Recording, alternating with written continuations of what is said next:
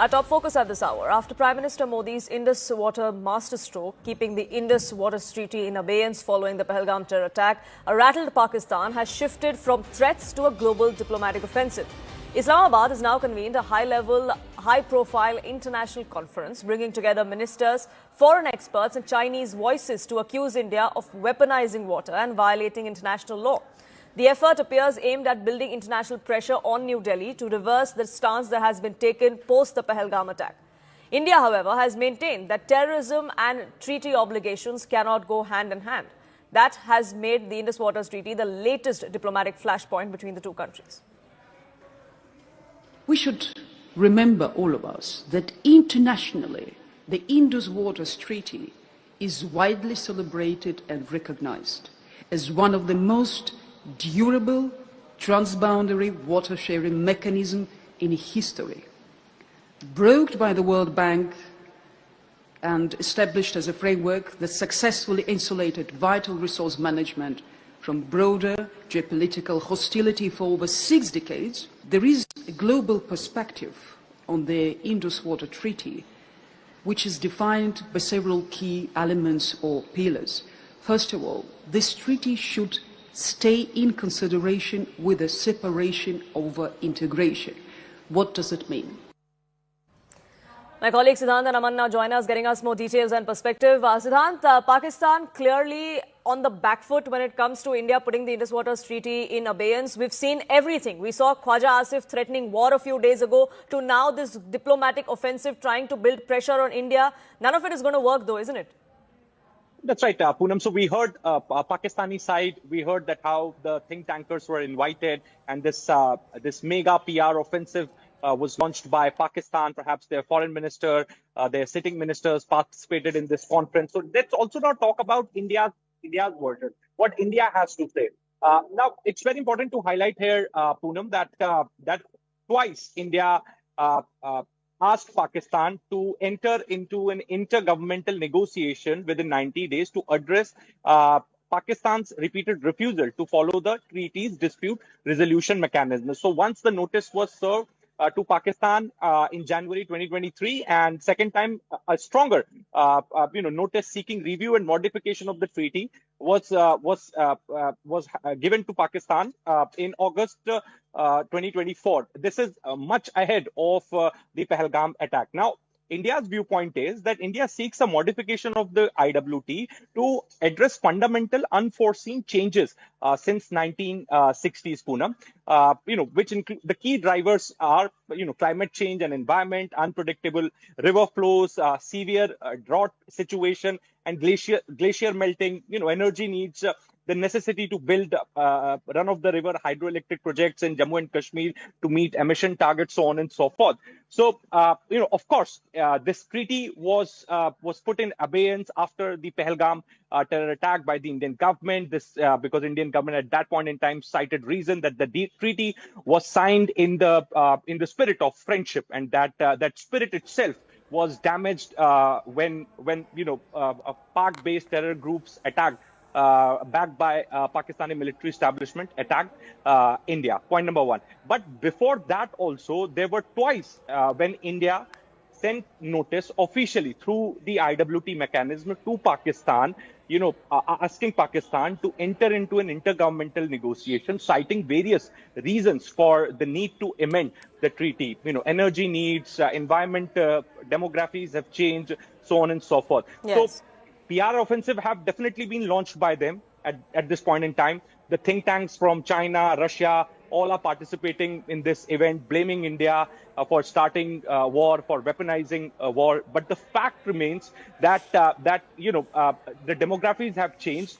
Which is also why, Siddhant, it's important to point out why exactly Pakistan is this rattled. Aman is also with us, but I do want to bring to our attention a news break that we had here, and Aman got us those details just a few days ago of how Pakistan's reservoirs are drying up, and that seems to be the reason why this Indus Waters Treaty being in abeyance is hurting Pakistan even further. This is what is making Pakistan now first initially threaten war and then now build this entire conference. This is what the reservoirs look like in Pakistan. There are 4 of them that are extremely crucial as far as Pakistan's irrigation, farming needs are concerned, or even drinking water needs are concerned. Tarbela is the biggest one. This is the original live storage capacity that it had. Look at all of these figures that you see on your screens of the four different reservoirs that Pakistan has. Tarbela, Mangla, Chashma are the three reservoirs there.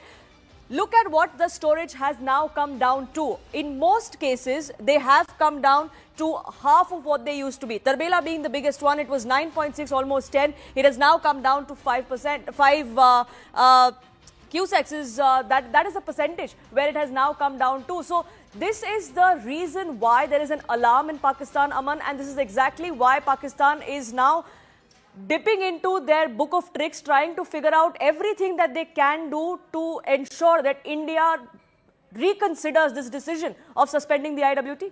See, Poonam, these are very desperate times in Pakistan. It's been almost a year that the Indus Water Treaty is virtually abrogated and, in abeyance. This is the time when the Kharif season is now starting. This is when the sowing season has to start. Even last year in June, Pakistan had issued a dire warning to its agriculture ministry that there could be at least a 21% water shortage in the last season, also Kharif season, starting June, because of the steps taken by India. Fortunately for Pakistan, last year there were heavy floods in the Chenab River, and that led to Pakistan saving the day at that time for their farming sector.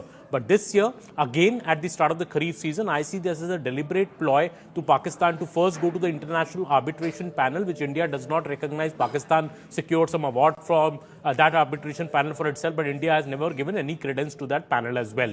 Now, Pakistan is hosting these international conferences to, in a way, put pressure on India to resume the Indus Water Treaty in some form or the other. But India has been very, very clear that there is no going back to the Indus Water Treaty. Look, Poonam, India is doing two things. Number one, it is fast-tracking all the projects which are coming up on the Chenab River. And these are just not run-of-the-river projects. There's the Pakul-Dul project to be commissioned later this year, which is the first storage project India is building on the Chenab River. Number two, which has really alarmed Pakistan, is a story we did last month, where India decided to divert the Chenab River towards the Bias River basin in Himachal Pradesh. Pakistan called this an absolute violation of the Indus Water Treaty, but that treaty no longer exists. So India is free to do with the three western rivers what it wishes to do to maximize its utilization of these three western rivers for our own agricultural needs. So I think India is very, very clear. On the other hand, the figure that you pointed out just now is that Pakistan's own house is not in order. The Tarbela Dam, which is the biggest dam on the Indus River, which Pakistan has, its storage capacity is down by 48% because Pakistan is not able to clear the sedimentation from that particular dam, which the Indus brings, in big levels. So in a way, Pakistan is suffering because of its own incapacity, its own inefficiency, and also because of the strong stand that India has taken post-Pahalgam to punish Pakistan for pushing terror acts into India.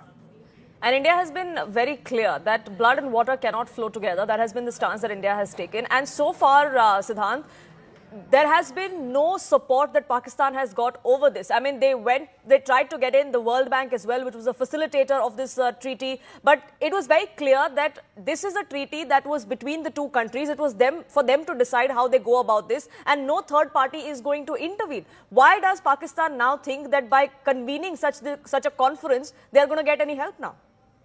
They're politicizing this entire issue because, as Aman rightly pointed out, they moved to the courts, international courts in 2016. Of course, there was an order from the court in 2024, 2025, and India says that that proceeding is illegal. So India doesn't accept the orders from the court. Point number one. Point number two, Poonam, very important.